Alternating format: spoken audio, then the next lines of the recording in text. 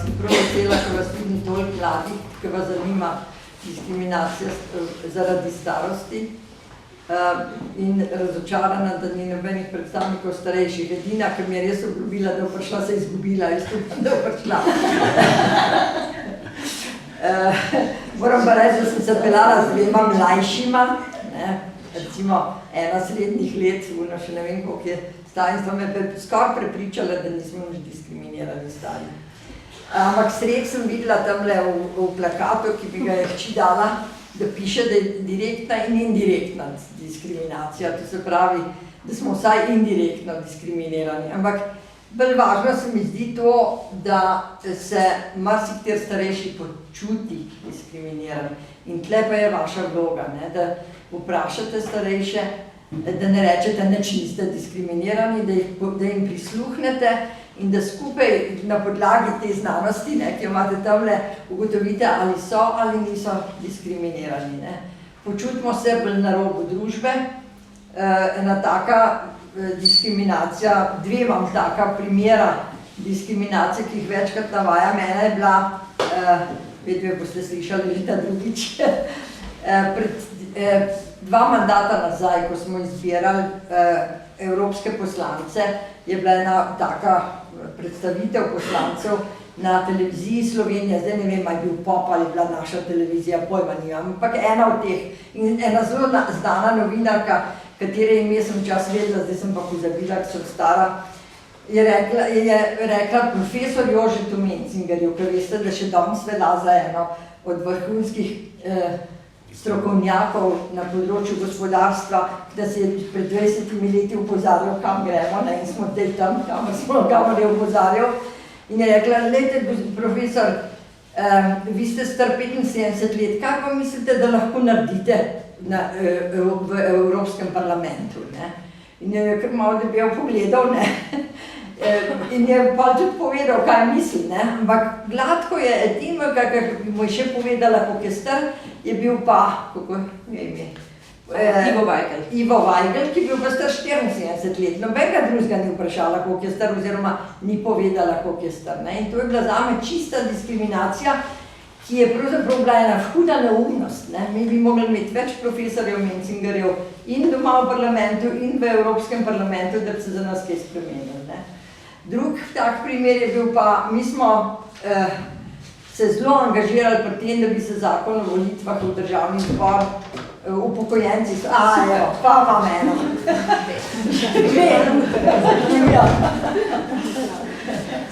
Vašo Mariborčanko, Živjo, sam da sem prišla, da nam sama. Ampak sem se namučila. Imam kolegico zraven, ona je šofirala. Lej, tlele ima ta prostor, nekaj me hote nazaj. No in smo si zelo prizadevali, da bi spremenili zakon o volitvah, ker zdaj so ga počasne, vsak mandat ga je tako pripravil, da zdaj tiste stranke, ki so več kot en mandat v parlamentu, natančno vejo, kje bodo imele izvoljive položaje in tja dajo tiste ta najbolj pridne, ker nič ne ugovarjajo vodstvu stranke. In zato se nam nivo kakovosti strank se nam znižuje, zaradi tega, ker tisti ta pridni nimajo nič za pripomniti, nič kritizirati, zato pa ostajajo noter.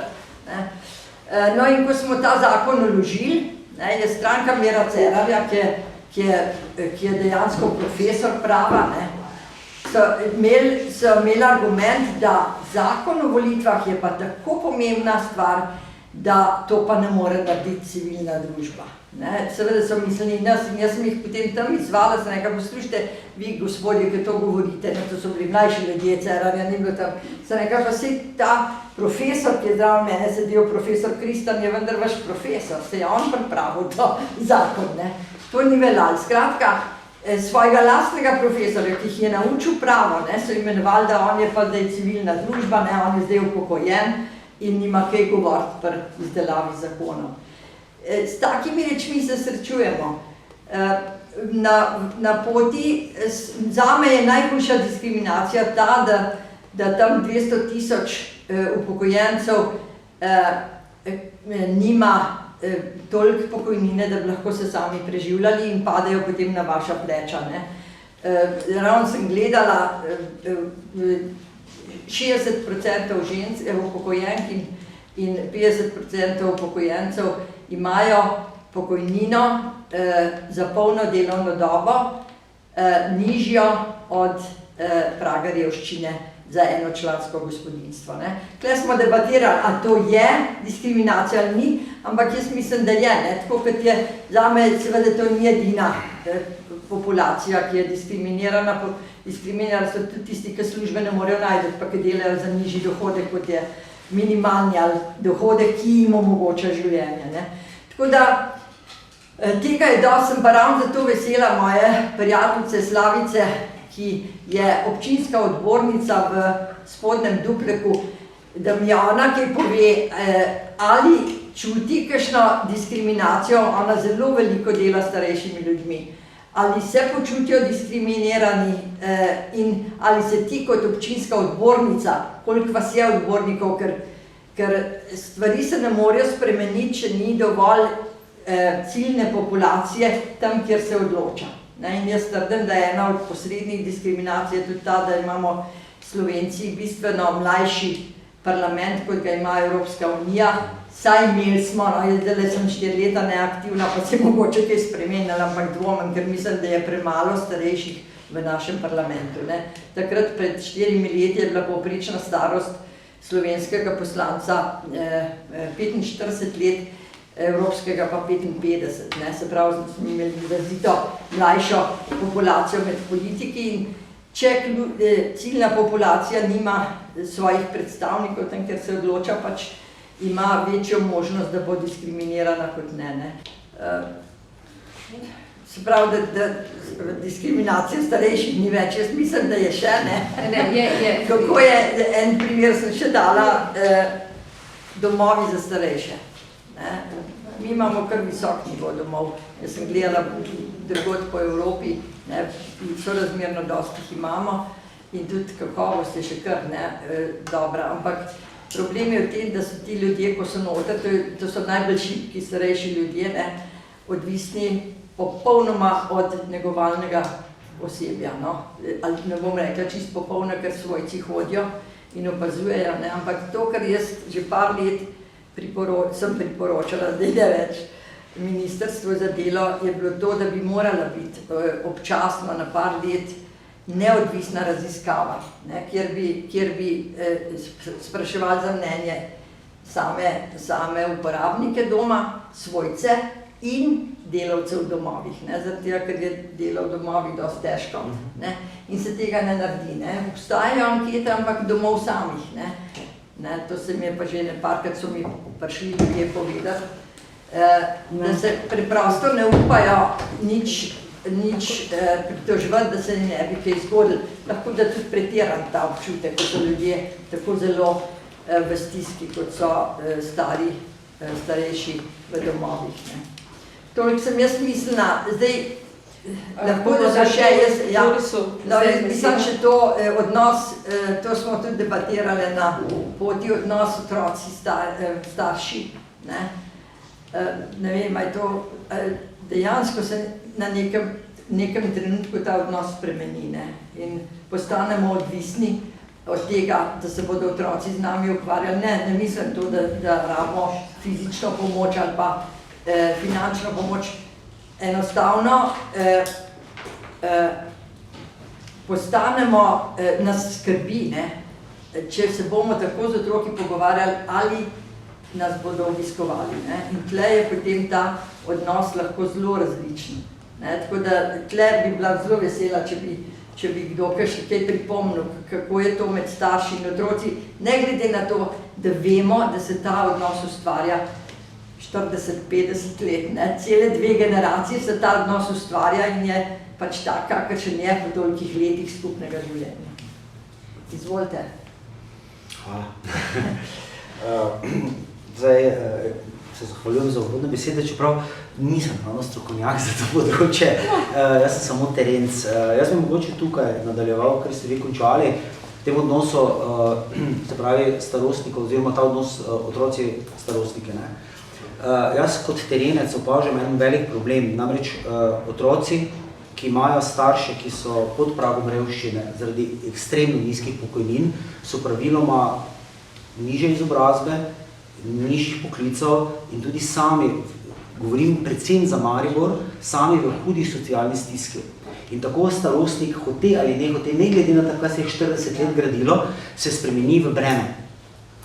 In ne vem, če je ravno tu za obtoževati mlade, te srednjo generacijo, ker dejansko ta srednja generacija zdaj v eni pad poziciji. Skrbeti bi morali za svoje starše, ki z 300 evri ne morejo preživeti.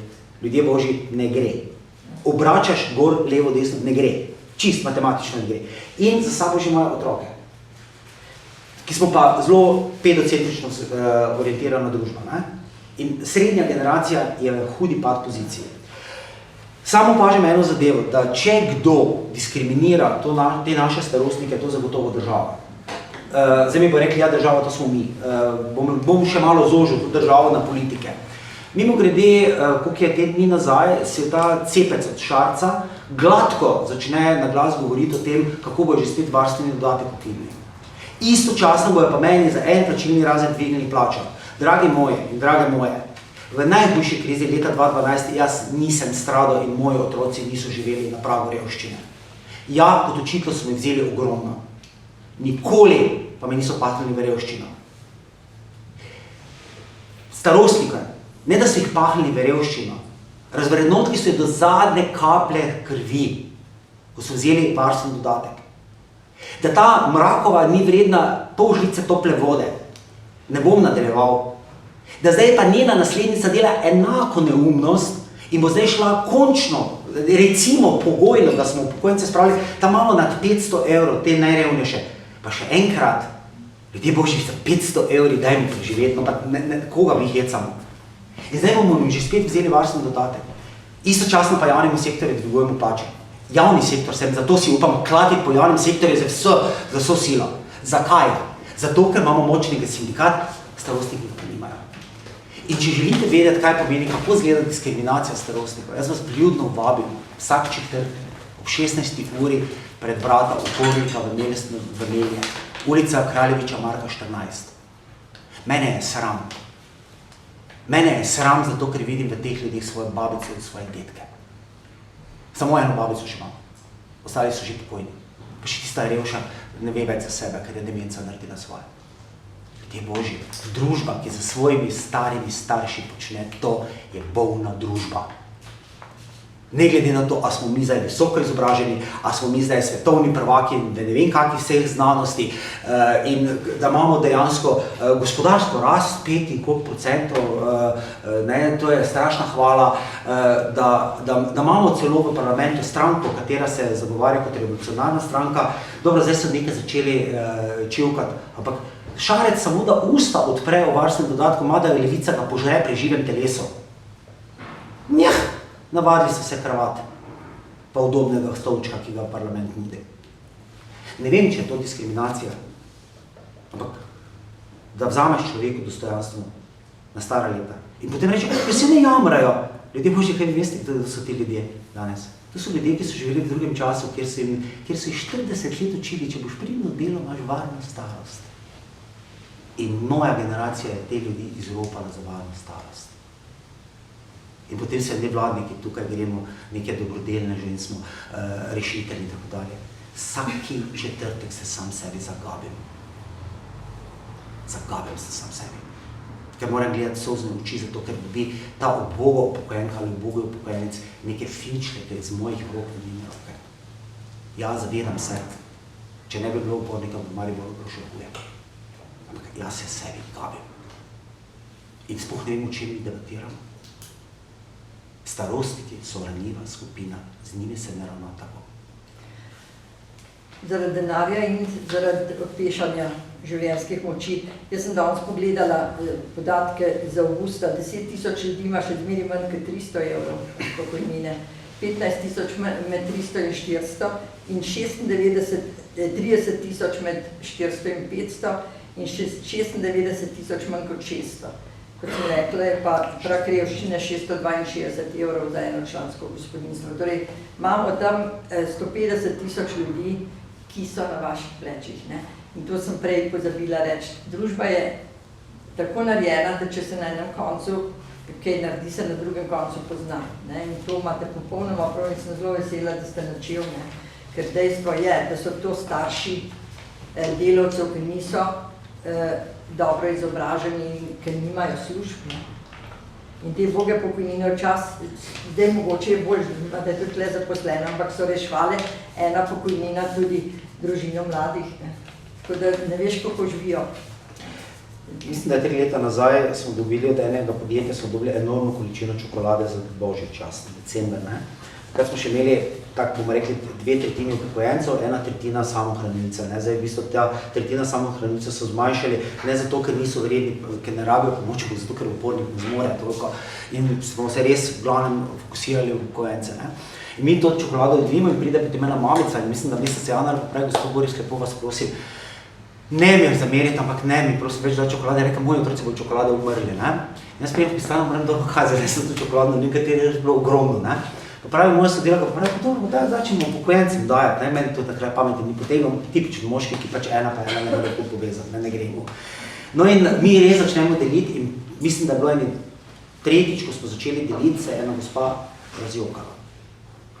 A veste zakaj? Ker bo prvič svojemu vnuku lahko nekaj dala. Ja.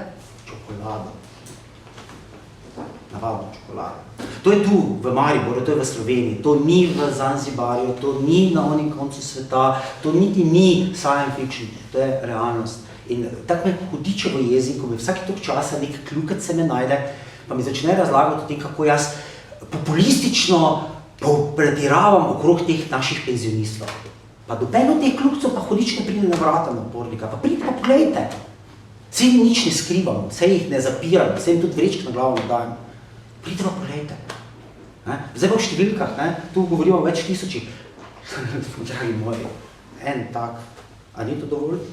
Da nas je vse malo? Meni je sramo, no? Da sem tak čisto pil. Jaz sem se zmer jezim zaradi teh starih mam, ne? Ker ženske ostajajo brez partnerjev, zato ker moški prej umirajo, ne? In te so najbolj v stiski in teh je okoli 60,000, ne? En zadevo, če zdaj recimo naredimo, pa da me ne boste napak razumeli, ne? Zdaj ta zgodba s tem fantkom, hvale vredno, ker je bil otrok, če je upokojenec, pozabite. To sem jaz dolgo časa spremljal, ko sem prosil za mamo samohranilko za otroka, z otrokom v 3 dnevih, ko je upokojenec teden do 14 dni. Ja, pa še ena reč je pri starejših, ne, nočijo pokazati svoje revščine. Ne. To pa tako, da bi pa šlo v javnost, to pa ni variante. Jih je sram. Smo lani prosili, probali, ne, ker smo za ogrevanje, ne, in smo, samo radio je prišel, ne, Radio Maribor. Na kaki, kje, komaj smo jim dopovedali, gledajte, ne bo kamere, glasbo bo spremenili, to je strah, to je sramota, ne, to je grozno govoriti o teh zadevah, ne, ker se pravim, to je druga generacija, ne. Že vseh 30 let nas zdaj fopajo, da tisti, ki niso uspeli v kapitalizmu, so leni, ne, in nič ne delajo, ne. Jaz imam tudi, diskriminacija je tudi med starejšimi samimi, ne. Ljudje so se oziroma v 90-ih letih upokojevali, zaradi tega, ker je država silila ljudi v pokojitev, zato da je brezposelnost reševala tam, MTT in tako dalje. Moja mama je šla za 46 leti v pokoj. 3+2, jaz sem meni se tudi zatakne vedno, ko mi to pove. Se pravi, ne zato, ker je si ona to želela, ampak zato, ker ne. In je jasno seveda, da nima 40 let delovne dobe pod nobenim pogojem, se ne more 6 leti delati. Tako da, tu je treba vedeti, da marsikdo nima polne pokojnine oziroma delovne dobe, ne po svoji krivdi. V končni fazi pa 92, 93, kdo pa je vedel, kaj se bo zgodilo leta 2012, 13, 14, 15, 16 in da bomo imeli take kljukce, ko imamo, še hujše, ko smo imeli. In da jim je prav malo mar za vse. Ker dejansko, če se danes borimo za pokojnino, se ne za svoje, ne. Za naše pokojnine borimo. In zato bi moral narod skrb stopiti. In tle vidim jaz težavo tudi zaradi diskriminacije. Aktivno državljanstvo. A veste, ni dovolj, da rečete, morali boste vi narediti. Mi bomo morali narediti. Vsak po svoje bo moral, pa ne sam posameznik, ne moreš. Gospa misli to tisti, ki ste organizirani, ne? In mi imamo zelo veliko zvezo upokojencev, ki bi lahko Jaz moram reči, da sem si 8 let prizadevala in kot kaže neuspešno, ne, ker je to bilo 200.000 ljudi, ne, ker se lahko za otroke borili, za vnuke in zase. Ne. Nekako se bomo morali tega navaditi, to pa je posledica socializma. Ne. V socializmu smo srečno v 50 letih, tam za koncu 80-ih živeli ljudje po svoje, komunisti pa po svoje. Pa smo, ampak ker so toliko dal nam smo dobro živeli, ne, in je bilo v redu. Ne. Zdaj pa to ni, zdaj pa tista mejhna, ki vlada, ne, ker vladajo nam ne politiki, vlada nam kapital. Ne. Ta mejhna skupina ljudi seveda pritiska na kapital, da ta bogi varstveni doda. A veste, za koga to gre? To gre za najrevnejših 40.000 ljudi, pa kaj je taki državi dati, ne tazga, ki je dvakrat večjega. Ne, ampak ja, pol bodo pa delavci, ne, delavci so bili strašno proti, ne. Ker se ne se zavedali, da čez 5 let bo pa on na istem, ne. Še mogoče prej. Pred varstvenim dohodkom so ukinili, so nas dobesedno okoli prinesli, so ukinili državljansko pokojnino za 17.000 ljudi. A veste, za 17.000 ljudi so ukinili državljansko, češ, da bodo pol dobili bistveno več. Ne? Potem je bilo posebej pod 45.000 ljudi, ki je dobivalo varstveni dodatek, je šlo na 9.000, ker so se ljudje ustrašili, da ne bodo mogli otrokom nič dati. Tiste njivce pa boge hišek se je že polirala. A veste, in ta kapital ves čas pritiska, zmanjšati, zato da bom jaz imel, da bom šel lahko na Havaje, pa že zdaj lahko pot na Havaje.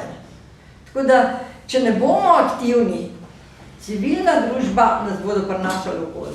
Amen.